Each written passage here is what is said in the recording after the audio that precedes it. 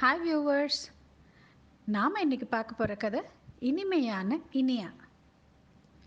இனியாவோட அம்மா ரொம்ப வருத்தமாக உட்காந்துக்கிட்டு இருந்தாங்க. நைட்டு எல்லாரும் சாப்பிடும்போது அவங்க இனியா கிட்ட பேசுகிறாங்க. நீ நல்லாதாம்மா படிக்கிற, ஆனால் எப்போ பாரு ஃப்ரெண்ட்ஸோடு சேர்ந்து படிக்கிறேன்னு சொல்கிற. அதை விட்டுட்டு தனியாக படித்தேன்னா நல்லா கான்சென்ட்ரேட் பண்ணலாம், நிறைய மார்க் வாங்கலாம் அப்படின்னு சொல்கிறாங்க. அதுக்கு உடனே இனியா அவங்க கிளாஸ் டீச்சர் சொன்ன கதையை அம்மா கிட்ட சொல்கிறா. சாண்ட்ரா ப்ரவுன்னு அமெரிக்கா ஆராய்ச்சியாளர் ஒருத்தங்க நிறைய கதைகள் எழுதுவாங்க, கதைகள் சொல்லுவாங்க. அவங்க சொன்ன கதையை தான் இன்றைக்கி கிளாஸ் டீச்சர் எங்களுக்கெல்லாம் சொன்னாங்கம்மா அப்படின்னு அந்த கதையை சொல்கிறா. ஒரு நகரத்தில் நிறைய பெண்மணிகள் என்ன பண்ணுவாங்களாம், வீட்டில் இருக்கிற துணியெல்லாம் எடுத்துகிட்டு காலையிலேயே புறப்பட்டு ஆற்றங்கரைக்கு போயிடுவாங்களாம். அங்கே துணியெல்லாம் துவைச்சிட்டு ரொம்ப கஷ்டமான வேலை, அலுப்பான வேலை முடித்து சாயங்காலம் வீடு திரும்புவாங்களாம்.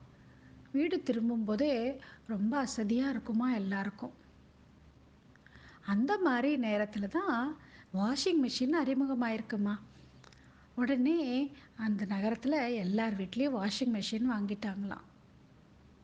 வாஷிங் மிஷின் வாங்கினதுக்கப்புறம் சரி, எல்லாருக்கும் வேலை செய்கிற அலுப்பு இல்லை, அசதி இல்லை, எல்லோரும் சந்தோஷமாக இருப்பாங்க அப்படின்னு நினச்சிக்கிட்டு இருந்தால் எல்லா பெண்மணிகளும் ரொம்ப மன அழுத்தத்தில் ஆளாயிட்டாங்களாம்.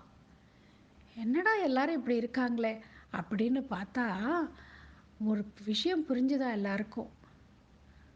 வேலை செய்கிறது கஷ்டம் இல்லை, 4 பேர் சேர்ந்து வேலை செய்யும்போது அவங்கவுங்க நிறைய விஷயங்களை பரிமாறிக்கிறாங்க, நிறைய சந்தோஷமாக பேசுகிறாங்க, சிரிக்கிறாங்க.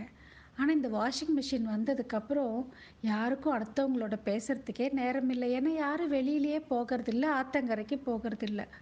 அதனால் எல்லாரும் ரொம்ப மன அழுத்தத்துக்குள்ளே ஆளாயிட்டாங்க அப்படின்னு அந்த கதையில் எழுதியிருக்காமா.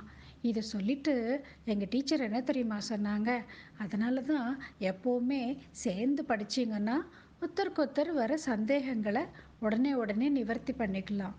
அந்த மாதிரி படிக்கும்போது படிக்கிறது கூட கஷ்டமாக தெரியாதுன்னு சொன்னாங்கம்மா அப்படின்னு இனியா கைத்தட்டிக்கிட்டே சந்தோஷமாக சொன்னாலாம் அம்மா கிட்ட. அது மட்டும் இல்லாமல் அம்மா, எனக்கு தெரியும்மா யார்கிட்ட எப்படி பழகணும்னு, நீங்கள் அதை பற்றி வருத்தப்படாதீங்கம்மா அப்படின்னு சொல்லி முடித்தா இனியா. என்ன வியூவர்ஸ், உங்கள் எல்லாருக்கும் இந்த கதை பிடிச்சிருந்ததா?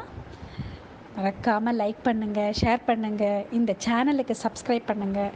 மீண்டும் ஒரு சுவாரஸ்யமான கதையோடு அடுத்த வாரம் உங்களை சந்திக்கிறேன். Until then, it's bye from Padma.